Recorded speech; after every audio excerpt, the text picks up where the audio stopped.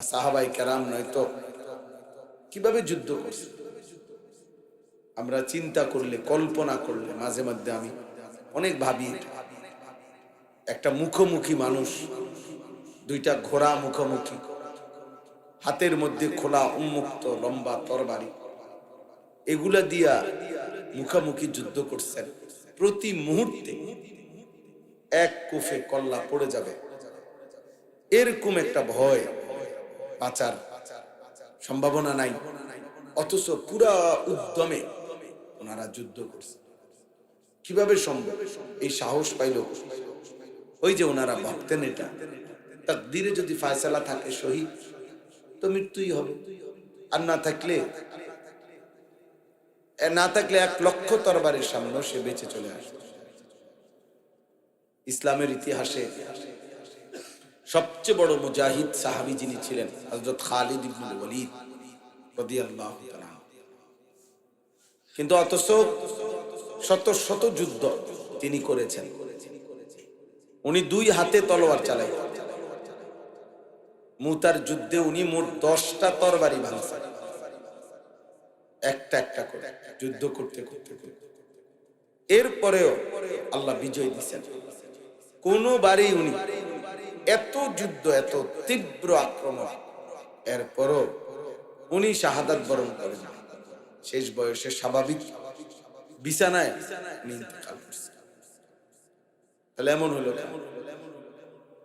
উনি আফসোস করতেন যে আমি কত যুদ্ধে, কত দুর্ধর্ষ আক্রমণ করছি, ঢুকছি শত্রুর পুরা কাফেলার ভিতরে, আক্রমণের ভিতরে, কিন্তু আল্লাহ আমার জন্য শাহাদাতের মৃত্যু রাখে নাই। আল্লাহ তাআলার সকল হালাতের উপরে রাজি খুশি থাকা, এটা মালিকের সকল ফয়সালায় বান্দা খুশি থাকা, এটা আমাদের আকীদার একটা অংশ। এটা আমাদের মুমিনের একটা সিফাত হওয়া, যে আল্লাহ তাআলা যখন যে অবস্থায়, ওই অবস্থায় আমরা সন্তুষ্ট। মান লাম ইয়ারদা বিকাদাই ফালিয়াতলুব রাব্বান সিওয়াই। আল্লাহ তাআলা বলেন হাদিসে কুদসিতে, আমার ফয়সালায় যে সন্তুষ্ট নয় সে যেন আমাকে বাদ দিয়ে আরেকজন রব তালাশ করে নেয়। তাকে বইল আরেকজন মালিক খুঁজে নিতে। তো আল্লাহকে বাদ দিয়ে আর কি? তাইলে আল্লাহ তাআলার ফয়সালার উপরে বান্দা সন্তুষ্ট থাকে, সুখে দুঃখে, আনন্দ বেদনায়, চাহিদা মতো, প্রত্যাশা মতো হোক বা না হোক, সব অবস্থায় আল্লাহ তাআলার ফয়সালা, আল্লাহ তাআলার ফয়সালা। সবাই চেষ্টা করছে, সারা দেশে আমাদের কাছে সবচেয়ে বেশি মাহফিল চায় যেই মাসে, ওই মাসের নাম হলো নভেম্বর মাস। সারা বছর ব্যাপী যে মানুষ মাহফিল চাইতে আসে, সবাই শুধু নভেম্বর, শুধু নভেম্বর, শুধু নভেম্বর। আমি অনেকবার বলছি এ কথা, যে বছরের মধ্যে যদি 6 মাস নভেম্বর হতো আর 6 মাস 11 মাসে মানে ভাগ করে আধা আধা করে, তাইলেও অনেক সুবিধা হইতো আমাদের জন্য বিশেষ করে। তাহলে আমরা 6 মাস ব্যাপী নভেম্বরে মাহফিল দিতে পারতাম। সবাই বুঝতো নভেম্বর আসলে 6 মাস। অর্থাৎ এই পরিমাণ মাহফিল চাইছে কেন? উত্তর একটাই, বৃষ্টি বাদল কম হয়।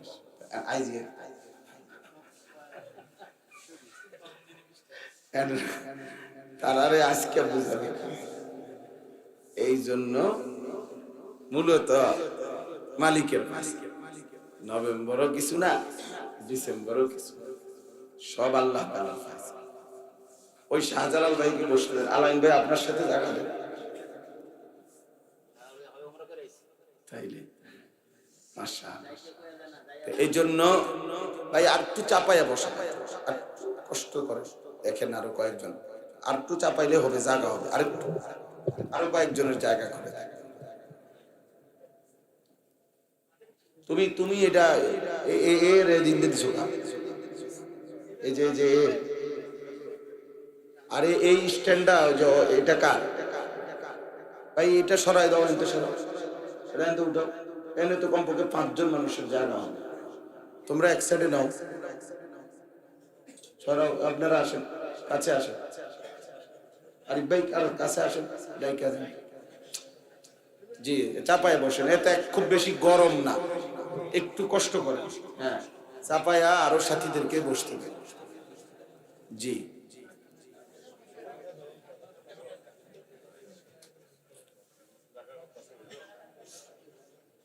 তাইলে আমাদের প্রথম এটা মনে রাখতে হবে, আল্লাহ তাআলার ফয়সালার উপরে সন্তুষ্ট থাকা, মালিকের সিদ্ধান্তের উপরে রাজি থাকা, এটা জরুরি বিষয়, এটা গুরুত্বপূর্ণ বিষয়। আল্লাহর ফয়সালায় খুশি থাকা, কোনো অবস্থাতেই এর ব্যতিক্রম করার সুযোগ নাই। বলা যাবে কিন্তু আসলে কিছুই হবে না। আরবিতে এটাকে বলে রেজা বিল কাজা, আল্লাহ তাআলার ফয়সালার উপরে সন্তুষ্ট থাকা। সন্তুষ্ট থাকলেই লাভ, নেকি, খুশি আল্লাহ। অসন্তুষ্ট হইয়া তো আমি কিছু করতে পারবো, তাহলে আর আমি অসন্তুষ্ট হবই বা কেন?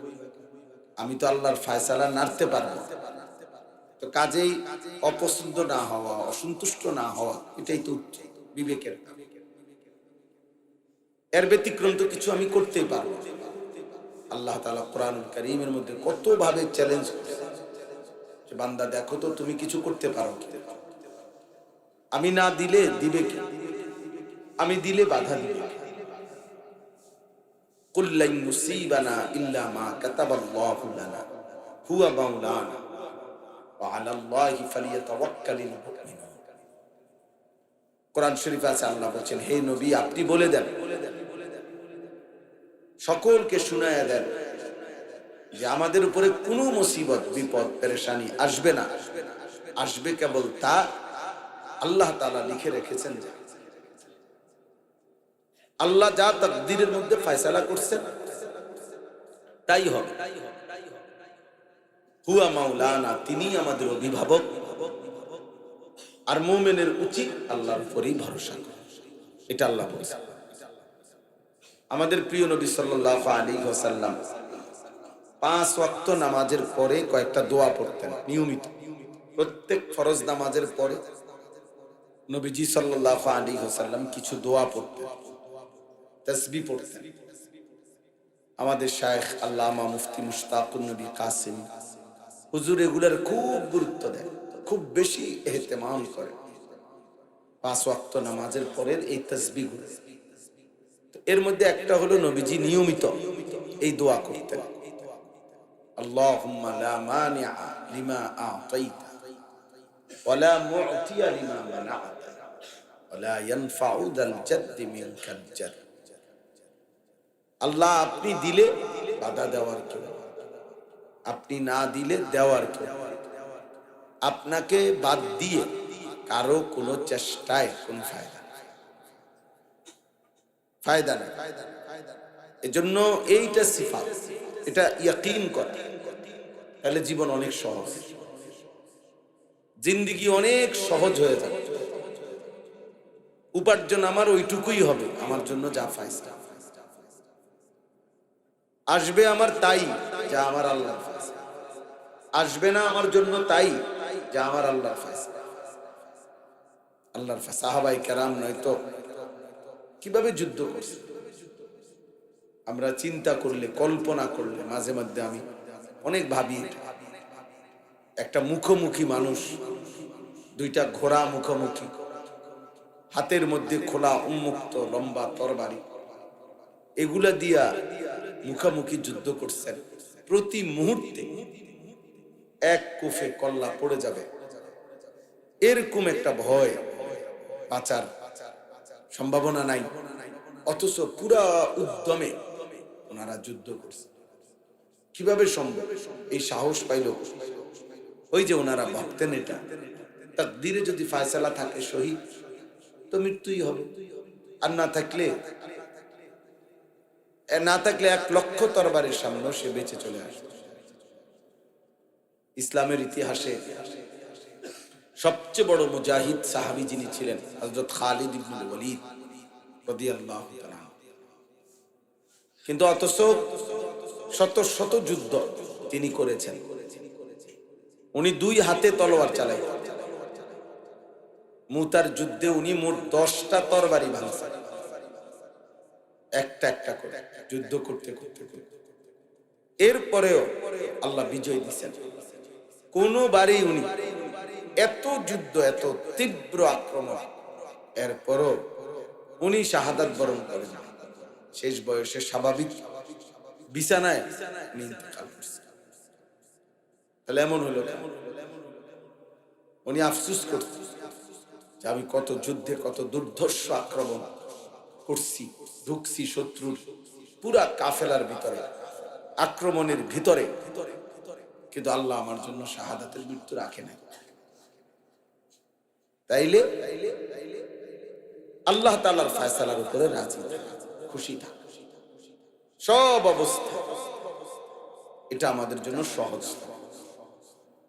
এই শুধু শুধু আমরা হারামের পিছনে দৌড়াই, শুধু শুধু আমরা অবৈধ উপার্জনের পিছনে দৌড়াই, শুধু শুধু আমরা দুনিয়া নিয়ে কাড়াকাড়ি করি, অথচ তাই হবে যা আল্লাহ আমাদের জন্য লিখে রেখেছে।